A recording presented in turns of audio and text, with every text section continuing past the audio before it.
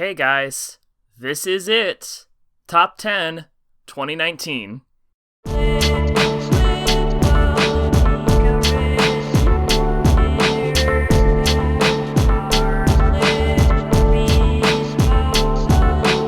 Hello, Internet. This is Olin from What I'm Listening To. This is it, guys. This is the big moment. We are going to be counting down my 10 favorite albums of the year 2019. 2019 was an amazing year for music, and this was probably one of the most challenging lists I have ever made. I had a fairly long list of albums that came out this year, and when it came time to pick just 10 from that list, I had the most difficult time. But at the end of the day, I finally came up with a list that I am extremely happy with, and I'm super excited to share with you what those albums are. But before we jump into the list, I do want to give a couple preferences here. I've done this with my other top 10 videos from the previous years, but I'm doing it again. The first being, there are so many albums that came out in 2019 alone, and I know I have not listened to all of them. So the likelihood is there's gonna be some albums that you might think are fantastic but didn't make the list, and that's either because I didn't have that much of a reaction to it, or I just didn't listen to it. But just know that this list is based on the albums that I did hear. And the second thing I want to bring up is this is all opinion-based. I am by no means an authority of music. I am not saying that one album is better than the other and it should be fact, whatever. No, this is all personal preferences. These are albums that I had a connection or a reaction to, and I am basing my list on those alone. But I encourage you, the viewer, to leave a comment down below telling me what your top 10 list, telling me stuff I missed that I should check out, whatever. So, with all that being said, let's jump in to this list here. Number 10. Starting off with number 10 on the list, I have Jeff Tweedy's Warmer. Within a short period of time, Jeff Tweedy has released 2 solo albums and a Wilco record, and as a fan of Wilco, it's been a really exciting time for me. But between the new Wilco record and the new solo albums, I found myself gravitating more towards this one, and it isn't to say that I didn't like the Wilco record. There was just something about this album that I liked a little bit more. Initially, this was released as a Record Store Day exclusive on vinyl, and a few short months later, it was eventually released on CD, packaged with the first album, Warm, here. But we're not going to be talking about that. That came out in 2018. We're talking about this one. What makes this album so great is the songwriting. If you've been following Wilco since the beginning and have read books and read the history of Jeff and everything that he's done, a lot of what he sings about on this record talk about his life as an artist, as a husband, and as a father. My personal favorite song off the record is Family Ghost. It's very well produced, it's got an insanely catchy melody, and of course, it's just a well-written song. I'm a man content for the sake of argument. Underneath each shedded straw, oh, I feel so American. Both Warm and Warmer are phenomenal albums by themselves, but I think this one is definitely the best of the two. And if you are a fan of Wilco, or Jeff Tweedy for that matter, then I highly recommend checking this one out. Now that it's easily accessible to get, not just as a Record Store Day exclusive, with the other album here, you shouldn't sleep on it. This is a great record, highly recommend it. Number 9.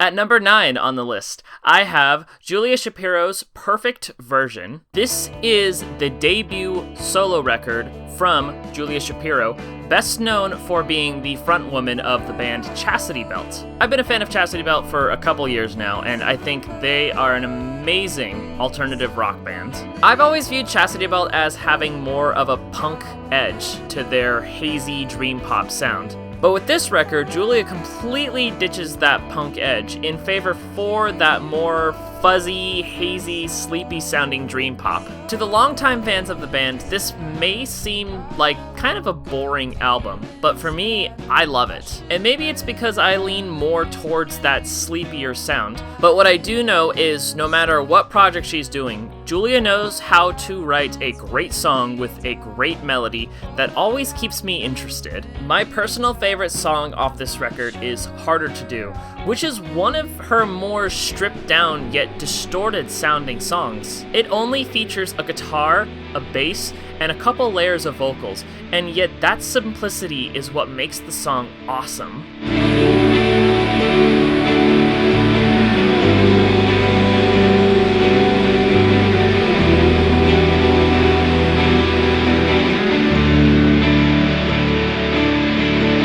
Sadly, I don't think this album is gonna gain as much attention as the other Chastity Belt records. I think Chastity Belt even put out a new album this year too. But if you are a fan of the band, or even a fan of dream pop for that matter, I highly recommend giving this album a listen. It's definitely going to be a sleeper hit of the year, but I think it's something worth checking out. Number 8.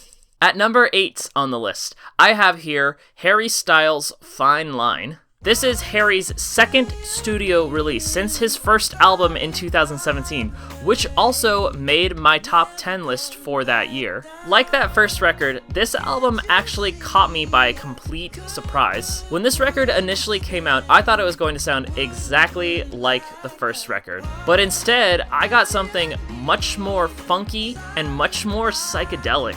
The more I listen to this record, the more I feel like Harry is trying to distance himself from his One Direction fame, which I think is awesome. You can really only ride that train for as long as you can, but if you're trying to establish yourself as a solo artist, you gotta try new things. And this record is basically showing he is doing whatever the hell he wants. The melodies from these songs are insanely catchy, and whether you like it or not, they're gonna get stuck in your head. Some of my favorites off of here are the intro track, Golden, Cherry, which sounds like something by the Fleet Foxes, and my personal favorite, Watermelon Sugar. Watermelon sugar high, watermelon sugar high, watermelon sugar high, watermelon sugar high. Overall, this is an extremely fun record to listen to, and it makes me really excited to see what Harry will make in the near future. I hope he continues to experiment, and I hope he keeps doing something different with every album. Even if it's a miss, I don't really care. I like that he is at least trying something different. Number 7. At number 7 on the list, I have Fenesz's Agora. Fennesz is an amazing experimental musician who seems to get better and better with every album he puts out. In the early days, he was making much more glitch-oriented drone music with a slight hint of ambience to it, but over the years, he has kind of strayed away from the glitch sound in favor for the ambient stuff. This album, to me, seems like his biggest work yet. It incorporates everything he has done in his career and weaves it nicely into 4 long tracks that appear on this album. Every song seems to start with a certain element that gradually builds into something bigger and more atmospheric, only to then eventually fade and die out. The end result is haunting.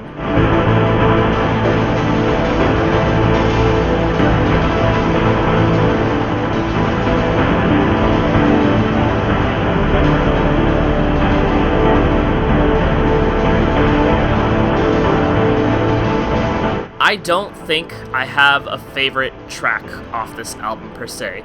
This album is something you need to listen to from start to finish. It's one of the best experiences I've had listening to an ambient record, and again, I'm extremely excited to see Fennesz is still making music, and I'm excited to see what else he will come out with in the future. Number 6! At number 6 on the list, I have The Fall of Hobo Johnson by Hobo Johnson. It's exciting to see how far this guy has come in his career as a rapper. Starting out as a homeless kid in Sacramento, and now he's got a full band, He's got a record deal, and he is doing extremely well. But the funny thing about this record is the first time I listened to it, I really wasn't sure how I felt about it. I was a bigger fan of his older, more simplistic sounding material that he was releasing in the early days, and this album is much bigger and much more produced than his last release. But it took a couple listen-throughs, and even seeing the guy perform live to make me realize how much I actually liked this record. Some of my favorite songs off this album include Subaru Crosstrek,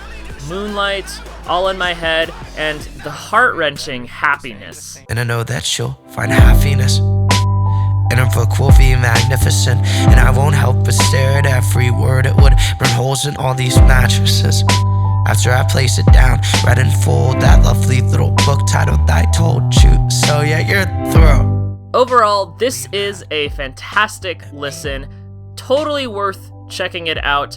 I can only imagine Hobo is just gonna go up from here. He's gonna make an album that's even bigger and hopefully better than this one, but we shall see when that time comes. Number 5. At number 5 on this list, I have Orville Peck's Pony. Orville is one of the few new artists that appeared on my list. I was first exposed to him off of Amoeba's What's in My Bag series, and when I first saw him, I wasn't really sure what to make of him. My initial thought was, who the hell is this cowboy dressed up in a bondage mask? But the longer I watched the video and the more I heard him talk, I found him very endearing, and on a whim, I decided to check out his music, seeing as he only had one album, and it had just come out at the time I'd seen the video. Needless to say, I ended up falling in love with it. Orville has an incredibly unique take on country music and 50s styles rock and roll. In his vocal delivery, he sounds like he's channeling Elvis Presley or Roy Orbison, and yet the music is much more atmospheric and much more modern sounding. My favorite tracks off this record include Winds Change, Turn to Hate, and Dead of Night. Stark Hollow Town, Carson City lights. Baby, let's get high, spend Johnny's cash, hitch another ride. We laugh until we cry. Seeing what Orville did on this record makes me excited to hear what he might come out with in the near future. Whatever that might be, I hope he continues to be successful, and I hope to God we never know who it is under the mask. Though I'm curious who it is, I think it'll ruin the illusion, so let's keep his identity safe with him. Number 4. At number 4 on the list, I have Tyler the Creator's Igor. This album came out at the perfect time for me. A few months before it dropping, my friend and coworker Sam had just turned me on to Flower Boy, and I had become obsessed with it. It's not every day an album grabs my attention and keeps me listening to it for a long period of time, but that record did just that. So for a couple weeks, I kept going back to that album and I kept listening to it over and over and over again. And just when I was starting to move on from it, Sam sent me a link to a video that was a teaser to the song New Magic Wand, which would appear on this album. Needless to say, I was hyped, and I probably watched that video more than any person should. And when the album finally dropped on iTunes, I got it immediately. Take one look in the mirror, implications so clear. I live life with no fear, except for the idea that one day you won't be here. I will not fetch the ball, eyes are green, I eat my vegetables. It has nothing to do with that broad, but if it did, guarantee she be gone. Well, compared to Flower Boy, Igor is much more experimental and much more conceptual. Yet, I think it's the perfect follow-up to Flower Boy. It's just as polished, just as funky, and chock full of soul. A far cry from some of the ugly rap music he was making in the early days. This album is especially a fine display of Tyler's production work, artistry, and more importantly, his storytelling. He brings on a ton of famous guest stars, only to pitch shift and manipulate their voices just so you don't know who it is. And he even does this with his own voice on certain songs. And I think what he's trying to do here is divert your attention from who exactly the person is and how famous they are and whatever, just so he keeps the listener focused on what the main story is. There's guys like Kanye West, CeeLo Green, and LaRue that appear on the album, and you may not even know that it's them. Eventually, the album got released in the physical format, CD and vinyl, and to my surprise, it actually included a song that didn't initially appear on the digital release. The song is an extended version of the interlude, Exactly What You Run From, You End Up Chasing, which I believe is the perfect bridge between the songs I Think and Running Out of Time.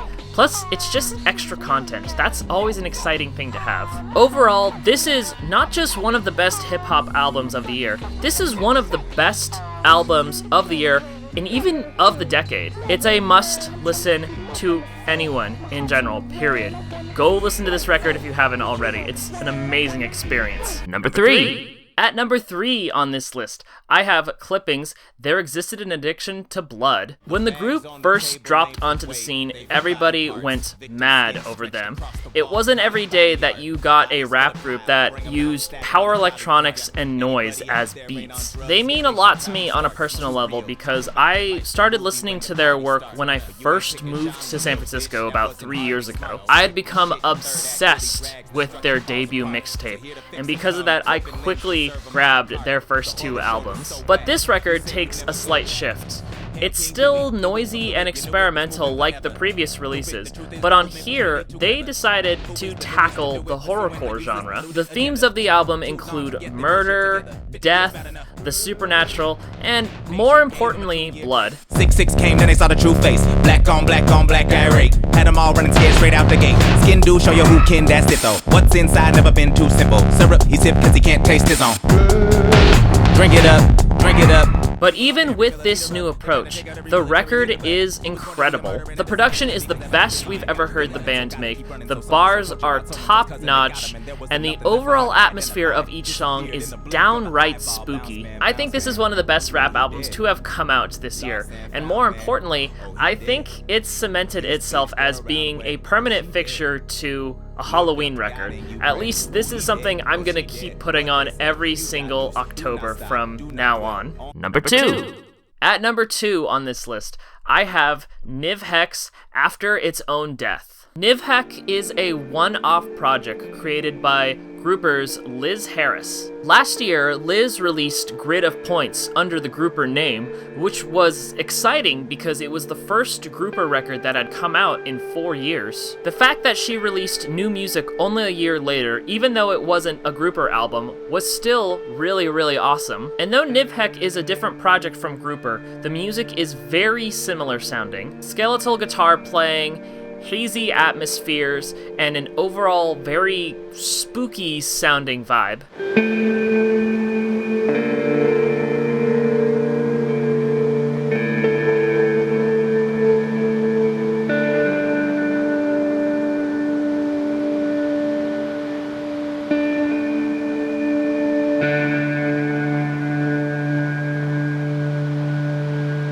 The record presents itself as 4 long pieces, which all have several songs within each other. In a sense, it's kind of like a progressive rock album, minus the rock aspect. Maybe she just pioneered the progressive ambient genre, who knows? I was honestly surprised how much I really liked this record.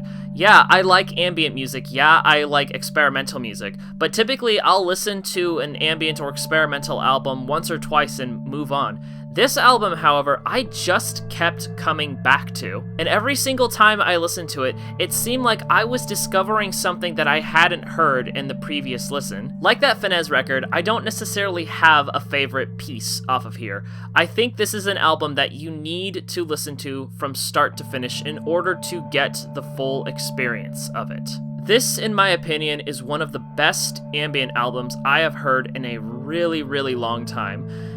Anyone who's a fan of groupers should definitely listen to this, but anybody who's a fan of experimental music in general should absolutely give this one a listen. I'll leave a link down below in the Bandcamp so you can check it out. It's a must-hear and one of my favorites of 2019. Number 1. All right, Internet, my number 1 pick of the year. I have Black Midi's Schlagenheim. When this album first dropped, there was a ton of buzz surrounding it, so much so that I could not help checking it out. What I was not expecting was just how much I was going to love it. Describing this band's sound is a bit tricky because they bring so many things to the table and somehow put it all together in a new and interesting way. It's punk, it's post-hardcore, it's math rock, it's industrial, it's electronica, it's no wave. It is all over the place. And all the songs are well composed yet incredibly unpredictable. When one song starts, you're not sure whether or not you're going to hear something that's going to tear your face off or just keep things at a nice steady pace. But it's that unpredictability that keeps this record exciting. A lot of rock records nowadays are just so predictable.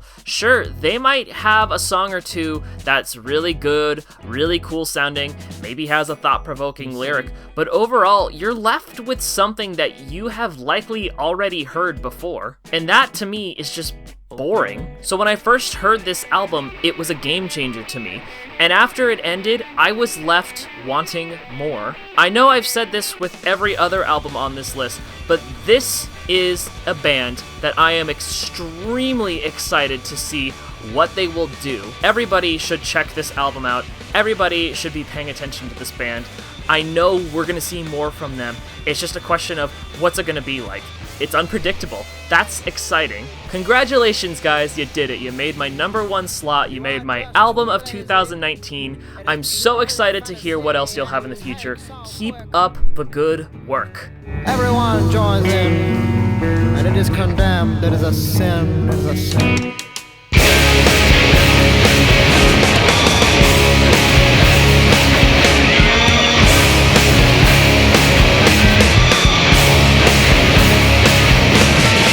Alrighty then, internet, that does it for me.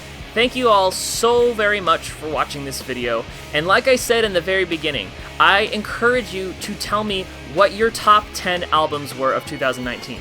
Leave a comment down below, tell me about it, and if I missed an album, also let me know. I would love to check it out, maybe make a follow-up video this year. But as always, if you liked what you saw in this video, be sure to hit that subscribe button. It'll show me the support and I'll love your face for it. And you can also follow me on Instagram for even more music. I post a new album on there semi-frequently, talk a little bit about it, and it gives you a bit of an insight of what else is in my collection. Thank you all so very much for watching. This is Olin from What I'm Listening To, signing out. Goodbye. I wanna be fair, that's your you wanna keep